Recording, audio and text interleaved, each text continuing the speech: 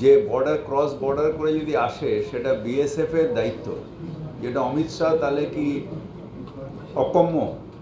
অমিত শাহ তার ডিপার্টমেন্ট চালাতে পাচ্ছেন না? কোনো রোহিঙ্গা কোথাও ঢুকছে না, কোনো জনসংখ্যা কোথাও ঢুকছে না, মানুষ যারা ভারতীয় মানুষ তারাই ভারতে থাকছেন। আসলে সমস্যা হচ্ছে যে এদের পায়ের তলায় মাটি নেই। আমাদের এরকম কোনো বাংলায় আমাদের দরকার হয় না যে ভোটের জন্য বাংলাদেশিকে বসাতে হবে। 2 নম্বর হচ্ছে যে ক্রস বর্ডার করে যদি আসে সেটা বিএসএফ এর দায়িত্ব, যেটা অমিত শাহ তাহলে কি অকম্য? অমিত শাহ তার ডিপার্টমেন্ট চালাতে পাচ্ছেন না? তাহলে তার তো রেজিগনেশন দেওয়া উচিত যে বিএসএফ কাজ করছে না, সবাইকে বাংলাদেশিকে ঢুকিয়ে দিচ্ছে। বাংলায় দরকার হয় না, কোনো কলোনিতেই আমরা কাউকে ঢোকাই না, কাউকে বসাই না। আমাদের বাংলার মানুষ ভোট দেয় এবং তাই 6-6 হয়, আর এবার 260 হবে 26-এ। আমাদের প্রবল আপত্তি আছে, কিন্তু একটা মানুষ যদি অসুস্থ হয়ে যায়, সে আমার শত্রু হলেও আমি তাকে সুস্থ করব। এটা হচ্ছে একটা ডাক্তারের ধর্ম, একটা চিকিৎসকের ধর্ম, একটা চিকিৎসা কেন্দ্রের ধর্ম। সুতরাং সেখানে আমাদের মানবিকতায় হবে না। আমার যে ধরুন আমাকে একটা লোক খুন করতে এসছে, তাকেও যদি চিকিৎসার দরকার হয় তাকে চিকিৎসা দিতে হবে। এরকম কোনো খবর আমার কাছে অন্তত নেই। আমিও হসপিটালের সাথে রেগুলার যোগাযোগ আছে, এরকম কোনো নেই। যদি তারা অথরাইজভাবে আসেন, যদি তাদের সেন্ট্রাল গভর্নমেন্ট ভিসা দেন, তাহলে তারা এসে চিকিৎসা করাতেই পারেন। এরকম আমার কাছে কোনো খবর নেই যে চিকিৎসা আমাদের এখানে শহরে বন্ধ করে দেওয়া হয়েছে। তারা যদি আসেন অথরাইজ, এখন আমরা যা জানি যে সেটা হচ্ছে যে বাংলাদেশে একটা অরাজকতা চলছে, একটা চারিদিকে একটা বিচ্ছিরি অবস্থা চলছে, সেই জন্য হয়তো আসছেন না। কিন্তু কেউ এসেছেন অথরাইজভাবে এবং তিনি চিকিৎসা পাননি, এরকম কোনো রিপোর্ট আমাদের কাছে। কোনো রোহিঙ্গা কোথাও ঢুকছে না, কোনো জনসংখ্যা কোথাও ঢুকছে না, মানুষ যারা ভারতীয় মানুষ তারাই ভারতে থাকছেন। আমাদের কোনো রোহিঙ্গা ঢোকাতে হয় না।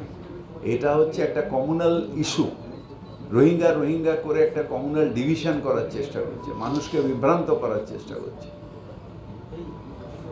এখানে কোনো রোহিঙ্গা বলে কিছু নেই। আর রোহিঙ্গা যারা বাংলাদেশে আছে, আমি যতদূর জানি, তারা সবাই যে টেরোরিস্ট তা নয়, তারাও অত্যাচারিত বার্মায়।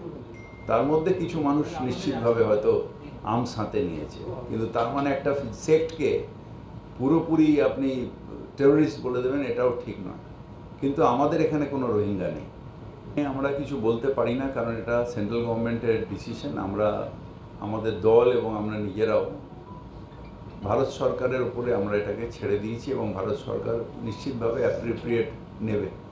কিন্তু বাংলাদেশে যেভাবে হিউম্যান রাইটস লঙ্ঘিত হচ্ছে, আমরা সবাই খুব উদ্বেগের সাথে, স্পেশালি আমরা যারা বাংলার মানুষ, যারা বাঙালি, যারা বাংলার সংস্কৃতি কৃষ্টিতে বিশ্বাস করি, ওপারের সংস্কৃতির সাথেও আমরা বিশ্বাস রাখি।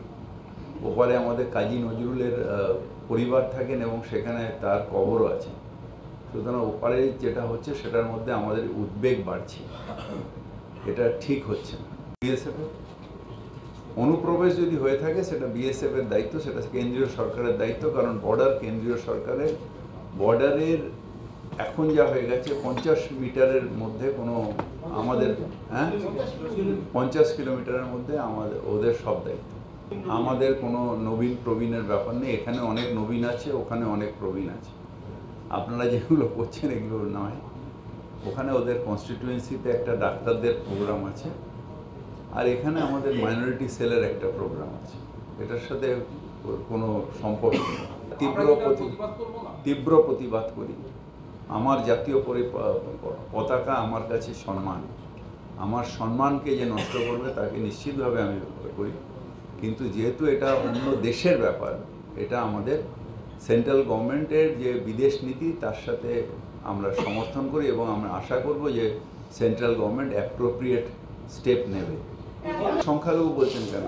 ওখানে সংখ্যালঘু গুরু যারা ওখানকার, তাদের হত্যা হয়নি? আমাদের ফিল্ম পার্সোনালিটির হত্যা হয়নি? ডাইরেক্টরের হত্যা হয়নি?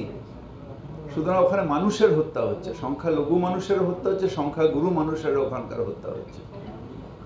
তো স্বাভাবিকভাবে এই যে নিরাপত্তা অন্তত মানবাধিকার লঙ্ঘনটা হচ্ছে, মানবাধিকার লঙ্ঘন হচ্ছে।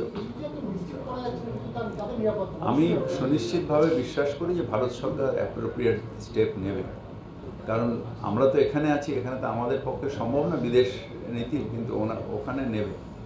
বাংলাদেশ সৃষ্টি হয়েছে ভারতের অবদান, এটা সুতরাং তারা এটা ভুলে গেলে চলবে না যে ভারতের অবদানের জন্য আজকে বাংলাদেশ।